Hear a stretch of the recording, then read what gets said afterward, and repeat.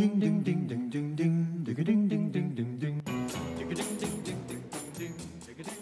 peux faire un préambule ou c'était pas prévu dans l'émission? Sûr. Quand vous vous adressez à vos collaborateurs, à vos 400 collaborateurs, vous leur parlez comme ça? Parfois ça m'arrive, oui. Parfois ça m'arrive. En mangeant du chocolat. Mais il y a toujours du chocolat. Ah ouais. Bon, je ferme ma parenthèse. Est-ce qu'on sait combien de Français prévoient de dépenser en cadeau, c'est-à-dire le budget moyen? Le budget, oui, c'est connu. Cette année, ce sera à peu près en cadeau de Noël 354 € que les Français ont prévu de dépenser.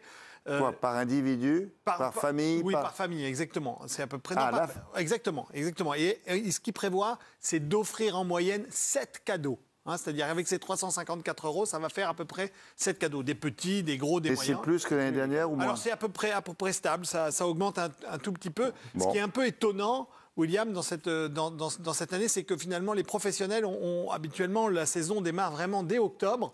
Et là, ça a été un peu plus calme sur octobre-novembre. Pour vous rappeler, 50% du chiffre d'affaires du marché du jouet, c'est novembre-décembre. Donc, ça veut dire que l'année se joue en 2 mois, donc c'est assez tendu. Alors, les raisons pour lesquelles on expliquerait qu'il y a un petit retard à l'allumage, vous vous souvenez, on a eu un octobre qui était quasiment estival, il a fait très beau, donc ça n'a pas forcément... oui, et là, penser à Noël... Là, penser à Noël, c'était un peu compliqué. Ensuite, on a eu les fameuses grèves, vous savez, les problèmes de raffinerie qui étaient en grève. Et donc, du coup, voilà, c'était un peu compliqué. On n'a pas forcément pris notre voiture. Et puis, enfin, bien sûr, il y a le contexte économique, l'inflation. Juste pour vous donner encore un petit chiffre, il faut savoir qu'on prend en analyse, vous savez, dans les grands catalogues de jouets, on regarde les prix. Et donc, entre 2021 et 2022, on a des augmentations qui sont significatives. Certains jouets ont augmenté de près de 44%. Et alors justement, c'est quoi les jouets? Alors, les jouets, non, mais ça intéresse nos amis parce que quels sont les jouets les plus touchés par l'inflation? Ça vous permettra de prendre une bretelle. Exactement, d'essayer de contourner le système.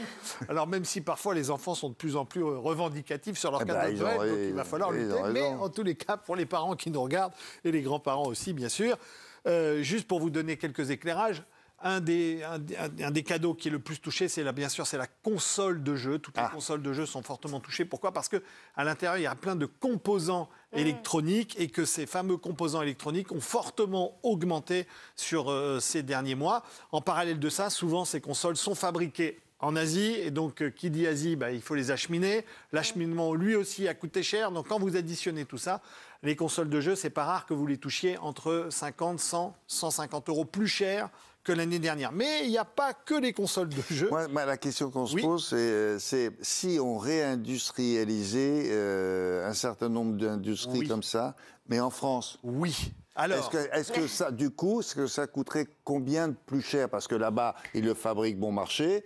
Bon, il y a le coût du trajet, mais s'il y a une entreprise qui fabriquait ici, ça serait quoi en plus? Ça dépend de toutes les filières, mais sachez que tous les industriels passent leur temps à calculer ces logiques-là. Au même titre qu'ils ont calculé pour fermer des usines ici et les envoyer là-bas, ils ont vraiment calculé. Ils calculent de plus en plus qu'est-ce que ça coûterait de fermer là-bas et de les faire revenir. Il y en a certains qui le font. Il y en a certains qui le font. Ils prennent des risques. Donc il n'est pas exclu que ça revienne. Typiquement, on a certains industriels, même dans le textile, qui osent quand même refaire des t-shirts, du lin, des t-shirts ou des jeans même. Voilà, exact, ou des jeans, et ça, il faut l'encourager. Je continue sur mes jouets, William, pour aller à fond sur cette logique-là. Simplement pour vous dire qu'il y a d'autres jouets qui sont impactés par l'inflation. Il y a des jouets beaucoup plus traditionnels, les jouets en bois, la fameuse boîte de Capla que vous voyez ici à 200 planchettes. Bien, celle-ci, elle coûtait 37 € l'année dernière, elle vous en coûtera 45 € cette année, donc c'est plus de 20% d'augmentation. Mais il n'y a pas que, il y a les meilleures ventes, les fameux Lego, les Playmobil, les Barbie. Là aussi, les prix ont augmenté de 15 à 20%. On voit le Monopoly, la Bonne Paye, la Trivial Poursuite, là encore, ça a augmenté, tout ça a augmenté. Alors du coup, on se dit, nous, chez WAM, comment est-ce qu'on peut faire face à ça? Eh bien, il y a une alternative, c'est pourquoi ne pas acheter des jouets d'occasion? C'est la question qu'on s'est posée. Oui, mais d'occasion, ça ne veut pas dire qu'ils sont cassés, troués ou rayés. Non, pas du tout. C'est-à-dire, ce sont des jouets qu'on appelle de seconde main. Eh bien, figurez-vous que ça existe. En bon état. Et en bon état, ça existe. Il y en a de plus en plus. Alors. Exactement. Donc, pas cher. Donc, on y va, on va sur le terrain, regardez ce reportage et on vous en dira encore plus tout à l'heure. Des peluches à la recherche d'acquéreurs, des dinosaures robots en pleine démonstration et des stands qui débordent. Pas de doute, à Créteil, la bourse aux jouets annuelle a bien commencé. Ça a ouvert à 11h. Ils sont arrivés comme un flux. On a vendu moins 10 articles en 20 minutes. Quoi. Gaëlle a loué son stand 8 € pour la journée. En retour, elle espère gagner une centaine d'euros. Je me mets un prix pour avoir un ordre d'idée. Et puis suivant les gens, leur sympathie, leur bonne humeur et tout, je rappelle mon prix. Les prix ici, c'est le nerf de la guerre. Tout se vend moins 50, voire moins 80%. Et surtout, tout se négocie. 6. J'ai acheté une mini cuisine et la cafetière, 6 €. J'ai négocié un petit peu, mais Gaëlle a été très sympa, du coup, elle m'a fait un prix. Ornella, jeune maman, profite de l'événement pour faire le plein pour Noël. Quand on voit sur les stands qu'il y a des jeux qui sont tout neufs, qui sont encore emballés et qu'en plus les prix sont vraiment attractifs forcément. Par exemple, il y a les 2 coffrets pâte à rêve. Ça, quand on va sur internet ou bien même en magasin, j'en ai acheté un pour ma fille il y a quelques mois. Ça coûte grave cher, là pour les 2, j'en ai eu pour 5 €. C'est aussi une idée, un concept de se dire au lieu de jeter, on partage, on donne à quelqu'un, ça sert à un autre enfant. On aime bien cette idée-là de recycler, de partager. Et à la bourse aux jouets, on trouve de tout, même les derniers jeux à la mode. Là, c'est les figurines pop, ça a beaucoup de succès, ça. Là, par exemple, c'est une édition limitée. Ça, c'est un casque de gamer, la Nintendo 2DS, avec un jeu également qui va avec. Ces jouets appartiennent au fils de Katia, Noam, bien décidé à se faire plein d'argent de poche aujourd'hui. 20 €. Bon, on peut descendre. C'est combien la tasse? 3 €. Ah ok. J'espère faire beaucoup de ventes et des bons prix et rendre des gens heureux en leur faisant des cadeaux. Allez, tiens, je te la donne. Organisée par la MJC locale, la bourse aux jouets est ouverte à tout le monde et gratuite pour les visiteurs. Et chaque année, c'est un succès. L'année dernière, à titre d'exemple, on a eu pratiquement 1100 visiteurs toute la journée. Donc c'est un événement qui est attendu par les habitants. Cette année, les organisateurs espèrent faire encore mieux. Et des bourses aux jouets, il y en a beaucoup en France? Oui, William, il y en a un petit peu partout. Renseignez-vous. Alors, soit au travers d'associations, comme on l'a pu le voir dans le reportage, soit renseignez-vous auprès de votre mairie, qui par exemple, sans doute prendre ça, un petit coup de fil, ça peut vous aider.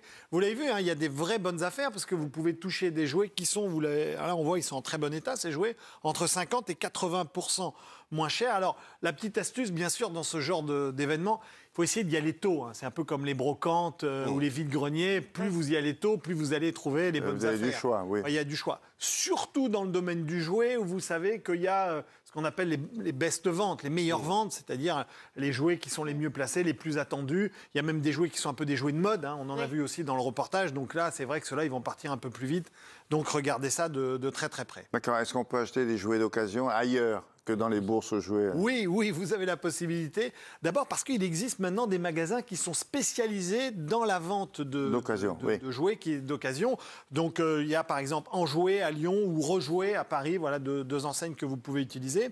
Il y a certaines aussi, si vous n'habitez pas dans une grande ville, il y a certaines enseignes aussi qui montent un département, ce qu'on appelle de seconde main. C'est-à-dire c'est des enseignes de jouets qui vendent des jouets neufs, mais qui à côté peuvent aussi récupérer des jouets anciens, les reconditionner, les remettre en mouvement de façon à vous les revendre. Là encore, vous avez de bonnes affaires. Ce qu'il y a aussi d'important, surtout, c'est que l'avantage dans ces enseignes-là, c'est que le dispositif sécuritaire du jouet est quand même garanti par une enseigne. C'est toujours un petit peu mieux pour éviter de mettre en danger nos... C'est ça justement, brocante, pour ça, jouet ou Internet, est-ce qu'on peut vérifier quand même quelques points pour être sûr que le jouet, il est aux normes quand même? Oui, parce que... Alors oui, vous allez voir, il y a quelques points, il y a quelques points d'accroche. Premier, c'est là aussi, il faut bien faire attention, c'est toujours mieux d'acheter un jouet dans l'emballage d'origine. C'est vraiment, si vous avez la possibilité, un jouet d'occasion, c'est toujours mieux. Et dans tous les cas de figure, essayez bien de regarder à l'intérieur si vous avez la notice du jouet. Pourquoi? Parce que souvent à l'intérieur de la notice, vous allez avoir le descriptif de ce que doit contenir ce jouet qui vous permet de vérifier s'il ne manque pas une pièce. C'est un peu bête de dire j'ai acheté un super jouet, puis vous arrivez à la maison, puis vous manque un truc, et là, ça va faire plouf dans le système. Oui, mais et donc c'est un peu embêtant. Et puis enfin, regardez bien si c'est bien aux normes CE, parce que vous savez que la norme CE est un élément qui garantit quand même la sécurité du jouet. CE, CE, voilà. Alors, autre point à vérifier. Oui. Eh ben, quand on veut. Souvent, c'est la contrefaçon, William. Oui. C'est ça, c'est l'autre point. C'est comment faire la différence entre des jouets qui sont des jouets traditionnels réalisés par des vrais industriels qui s'engagent et des jouets qui ont une marque même. Et qui est une vraie marque, etc. Et la contrefaçon. Parce qu'il faut savoir que la contrefaçon dans le domaine du jouet est extrêmement répandue. Les douanes, tous les ans, font des prises absolument terribles. Ça veut dire qu'il y a des faux Playmobil. Il y a des faux Playmobil, il y a des faux Lego, il y a des faux... Voilà, exactement. Alors, ce qu'il faut savoir, c'est que souvent, ces jouets sont importés massivement. La plupart du temps, ils arrivent d'Asie. Et après, ils sont mis en vente sur des sites Internet.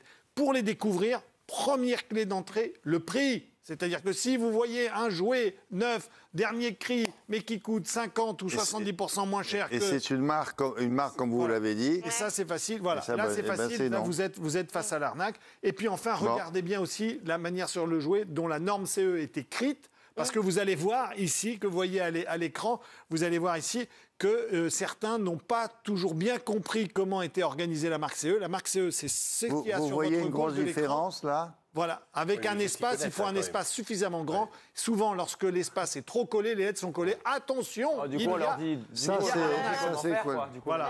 Là, c'est collé. Voilà, collé, il y a arnaque, les amis. Voilà. Bravo. Merci.